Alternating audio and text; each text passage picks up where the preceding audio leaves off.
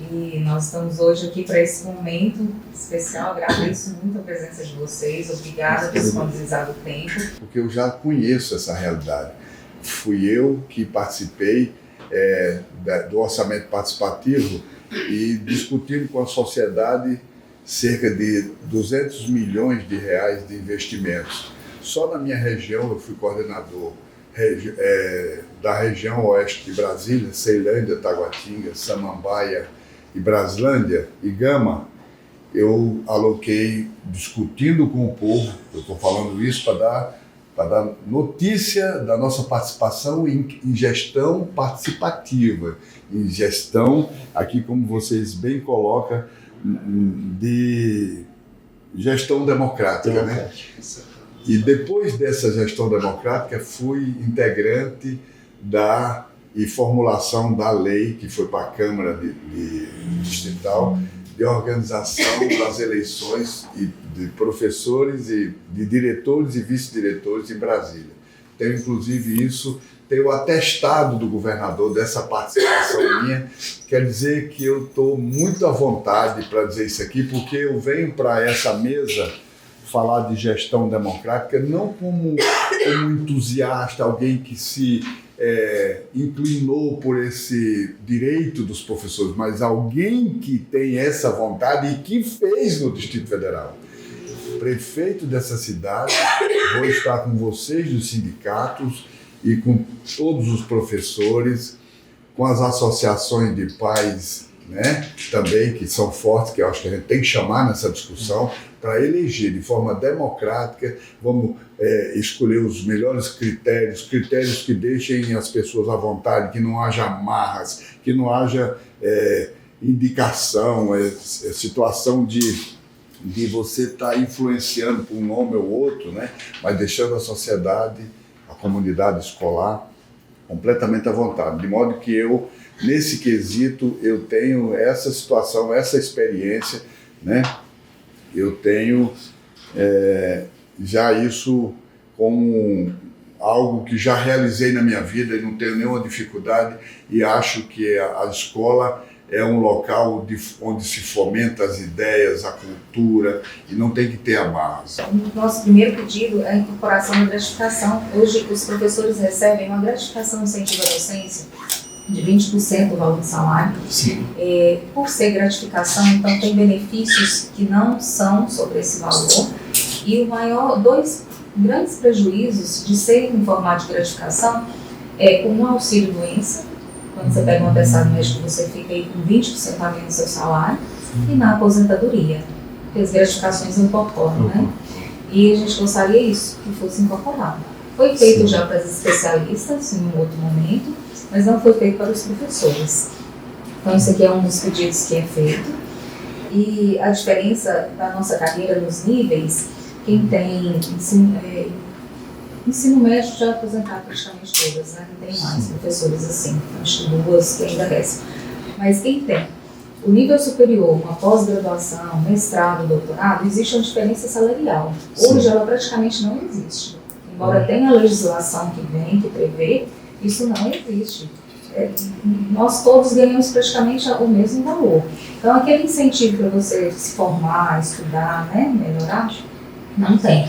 Nós precisamos que isso seja feito. É um cumprimento de uma lei que já está, né? Então, assim, isso aqui é essencial.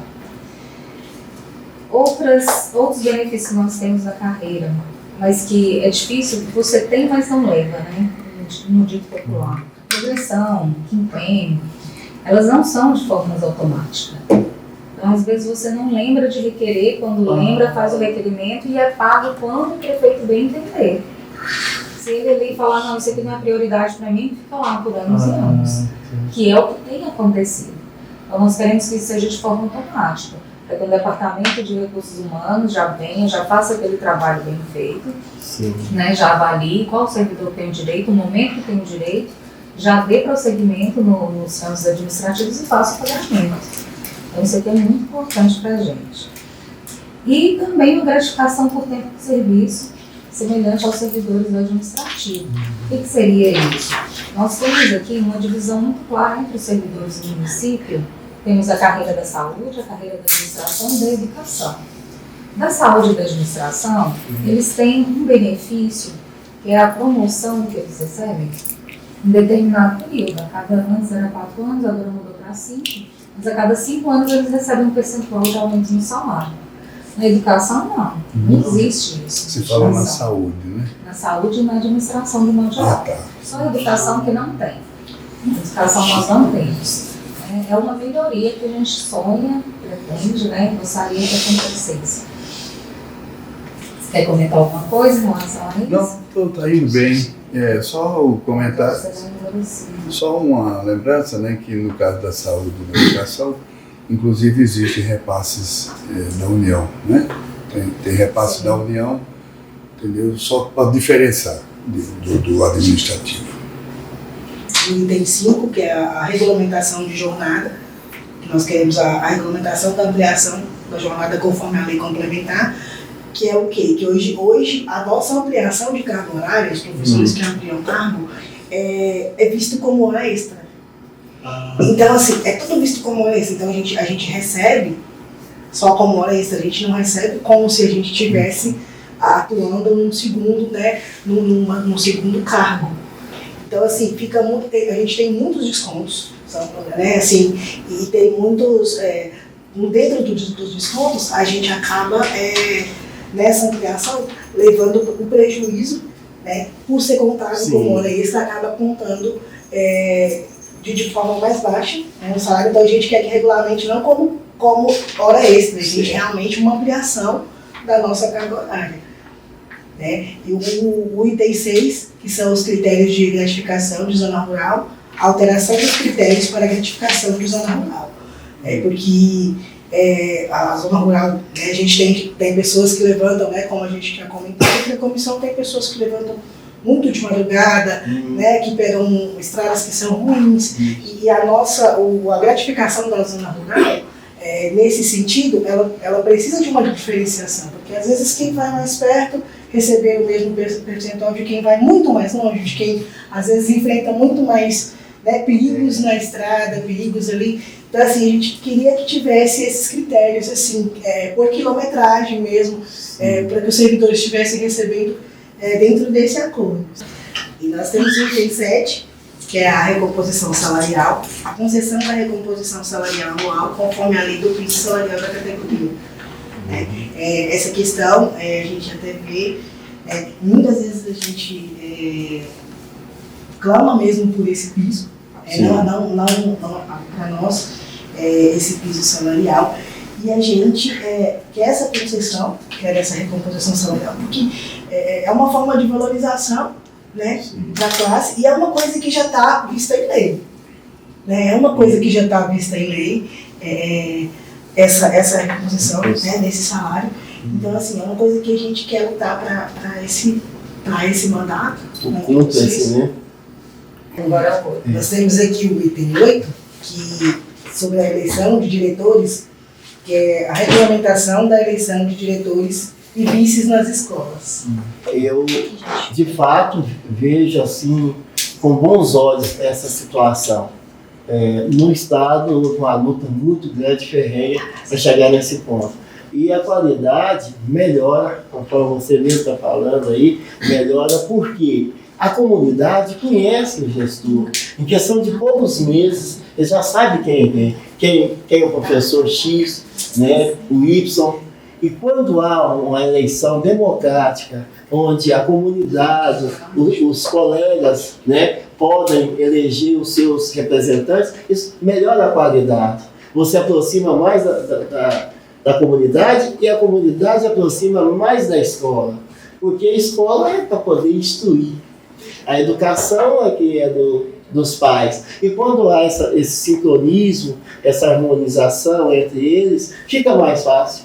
Então, a eleição para diretores e vice é fantástico. Vai melhorar sobremaneira a educação do município. Né? Nesse quesito, eu tenho essa situação, essa experiência, né? Eu tenho já isso como algo que já realizei na minha vida e não tenho nenhuma dificuldade, e acho que a escola é um local onde se fomenta as ideias, a cultura, e não tem que ter amarras. Na minha gestão, o diretor e vice-diretor serão escolhidos democraticamente pela comunidade escolar. Tá? Dando continuidade às nossas demandas urgentes aqui, quero direcionar ao professor Arlindo, candidato vice do Chicão, uma das demandas que chegou para o sindicato e que a gente recebeu até com certa preocupação, Arlindo, e que é uma bandeira dessa comissão, é ter o cuidado de escolher o secretário que vai gerenciar ou secretária a pasta da educação. Sim. Um gestor que deverá se atentar às legislações atuais, englobando todos os setores. Muito bem, Fabrício, professor Fabrício. A coisa nova, ela sempre mete medo. A gente fica temeroso. Agora, a pior coisa que poderia acontecer é trazer um paraquedista, uma pessoa cair ali no meio, que não conhece a realidade da escola, não sabe a extensão do nosso município e que vai chegar ali e vai promover mudanças que não vai de acordo com a comunidade, com a sociedade. Mas isso é possível. Eu passei, né, na área estadual, eu passei por esse processo, né? Processo seletivo, de avaliação, é lógico, avaliação, uma vez que a pessoa é aprovada naquela prova, aí é que ele vai para o processo de eleição. Aí a comunidade é que vai escolher essa pessoa. É dificultoso? Não é difícil de fazer, porque é um líder que conhece das qualidades, das dificuldades da cidade, do município, de norte a sul, de leste a oeste, né? E ele vai conhecendo, ele vai poder gerir. Por quê? O corpo técnico, as especialistas, o pessoal que vai estar ali junto com ele, vai poder ajudar nessa elaboração de projetos, de planos, dando autonomia. Exatamente essa pergunta, ela vai ser assim, encaixar bastante, porque na anterior, porque a escola, que também passou por um processo democrático de eleição do diretor e do vice-diretor, vai ficar fácil essa interação com lá em cima. No futuro, dessas escolas vão sair nossos secretários da educação. Nós temos compromisso com isso, professor Cida, Fabrício, né? Nós temos compromisso com isso. Nós vamos fazer, né, Chicão? É preciso, o NAI precisa ser ouvido, nós precisamos mudar essa conjuntura que vem arrastando aí há mais de 30 anos. Tá? Onde até o que estudou pouco fez mais do que os estudiosos. Que essa escolha tem que ir alguns critérios. Por exemplo, não pode ser, tem que ser uma pessoa que tem conhecimento da educação, que domina a educação, que seja uma pessoa aquiescente, que seja uma pessoa bem vista e apoiada pela comunidade escolar, né? É uma questão técnica que o prefeito e o vice-prefeito não imaginam, em hipótese alguma, botar sobre critério político, a dizer assim, preciso de fazer uma composição política e vou dar isso como barganha à Secretaria da Educação. Nós não faremos isso. A gente sendo eleito, e imagino que a gente tem muita chance de lograr êxito na eleição, vamos estar com tudo pronto na escolha no mais tardar dia 20 de dezembro. Então nós vamos sentar, se preparem que nós vamos sentar para escolher a secretária da Educação ou secretário da Educação, sem vícios com o passado, sem compromissos, tá? Sem compromissos outros. Nós aqui como prefeito não temos compromisso com empresários, não temos compromisso com empresário, que eu estou falando no sentido, olha, se vocês ganharem aquela área da saúde é nossa ou da educação, não. O compromisso nosso é com o povo. Ouviu, professor? Eu também sou professor. Sendo aí eleito, que tenha esse carinho, que faça a reformulação do plano de carreira da educação. Deixa eu fazer aqui um compromisso. Não é promessa, é compromisso. São palavras, compromisso.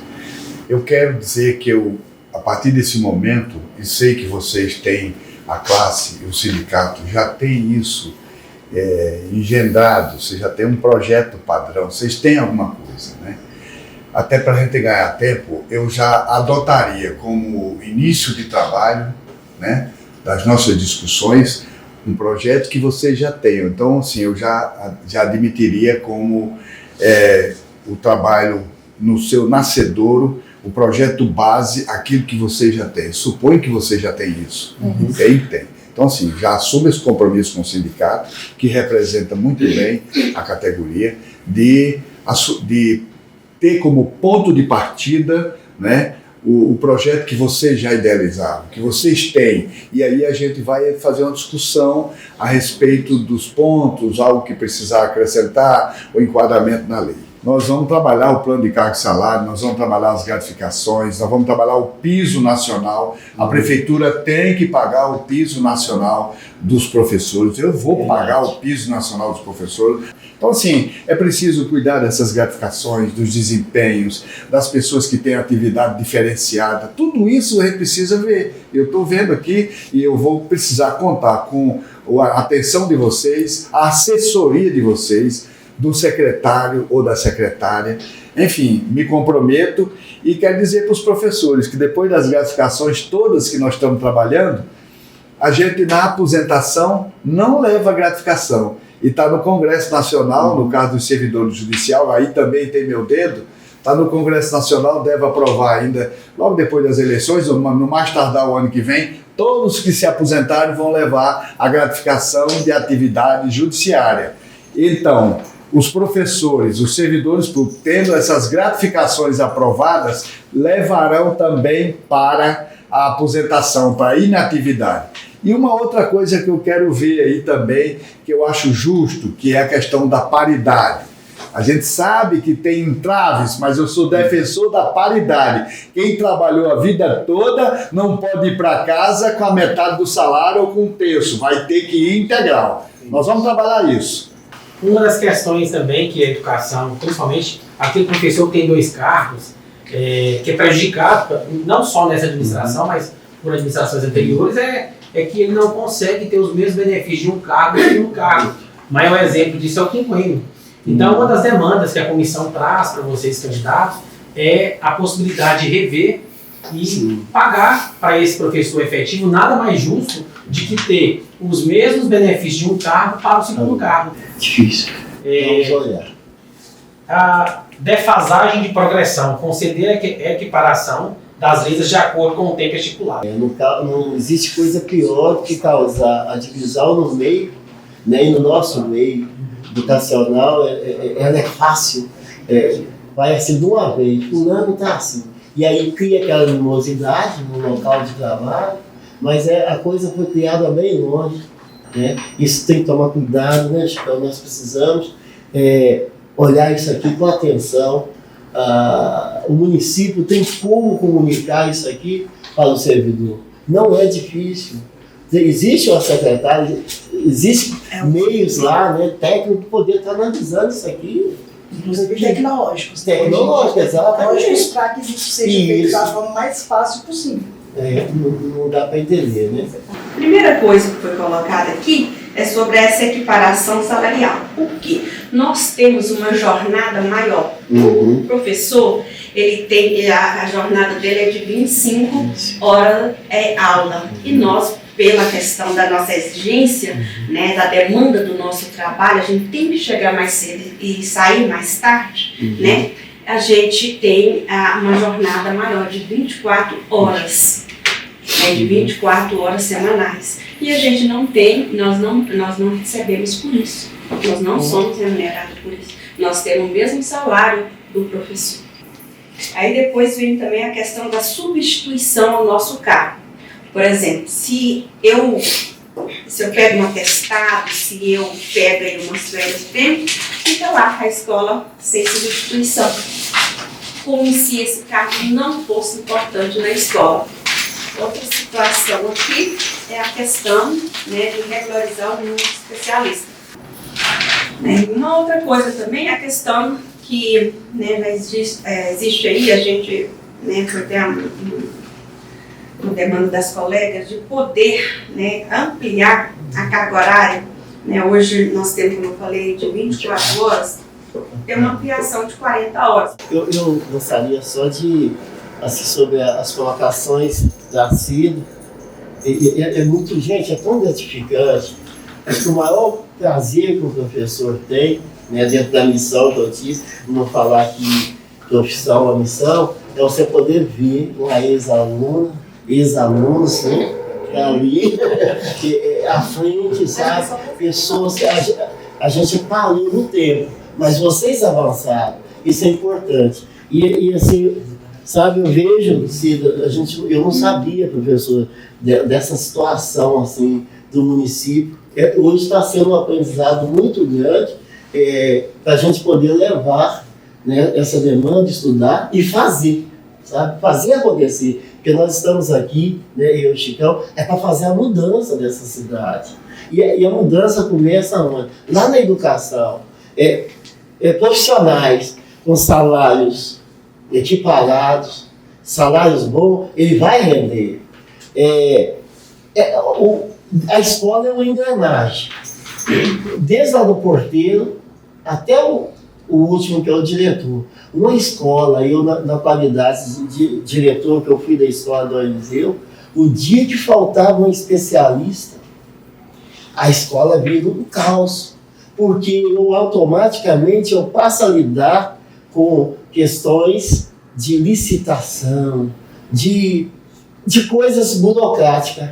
E quem sabe lidar com o aluno lá mais próximo, com a comunidade, é o especialista. Então, isso é complicado numa escola quando falta um especialista. Precisa rever isso aqui, sabe, Cid? Então, muito bem. E as outras situações, não quero falar muito, porque o tempo já urge, e eu quero, então, voltar palavras para o Chicão, nosso prefeito.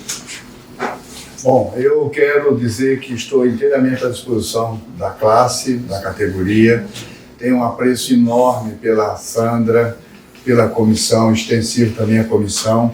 E tenho um apreço enorme a você, professora, e a você, professor, a você, servidor da educação. Esse plano aqui é mais do que justo, mas ele custa caro, custa muito dinheiro. Todos que virão aqui vão dizer que vão assinar. E vão assinar, vão prometer tudo. Uns vão prometer até sem conhecer o que estão falando, outros conhecendo um pouco, mas todos, com exceção minha e do professor Arlindo, não terão muito compromisso, porque não são servidor. Eu sou servidor público. Conheço as dores do servidor público. Sei como é que o servidor público é feito como bola de ping-pong. Isso aqui vai ter muita dificuldade para fazer. Os outros, acaso um deles seja eleito, no primeiro óbice, na primeira pedra, na primeira dificuldade, vai esquecer isso aqui, tá? Eu vou fazer. Os outros, eu estou querendo moralizar o caixa da prefeitura, pra, em vez de ter 700 milhões, ter 1 bilhão. Os outros estão prometendo dar dinheiro para rico. Os que virão aqui depois de mim e do professor Arlindo, estão prometendo dar dinheiro para rico. Eu quero saber o dinheiro do povo que está voando por aí para eu poder implementar isso aqui. Eu vou fazer. Acredita em mim, professora. Acredita em mim, professor, servidor da educação e demais servidores públicos, da saúde, do administrativo, tudo faremos para ter a prestação de serviço à população que paga impostos de forma perfeita, de forma a atender e causar realmente, retribuir ao cidadão aquilo que ele merece. E a gente sabe que essa retribuição vem pelo servidor público. O servidor é que é responsável, é a professora que é responsável pela boa aula, pela instrução do aluno, da nossa filha, do nosso filho, do neto, da neta, é a professora e o professor. Eles precisam estar alegres, felizes e bem remunerados. Eu vou estar do lado de você, professora, professor, e do sindicato. Eu vou assinar e vou fazer. Sei das imensas dificuldades, mas não arredarei um pé para cumprir isso aqui. Vou trabalhar para cumprir. Não sei se cumpro no primeiro dia, no primeiro mês, mas junto com o sindicato e a classe, nós vamos cumprir o mais rápido possível. Um abraço a todos. Eu quero dizer que se vocês deixarem a gente usar essa mesa aqui, da pós-eleição, daqui sairá os primeiros passos para a escolha de professor, de secretário, escolha de secretário ou secretária, e o primeiro passo para a gente trabalhar isso aqui. Espero que seja uma transição civilizada, porque quero, inclusive, que o sindicato participe da transição se eu for eleito prefeito.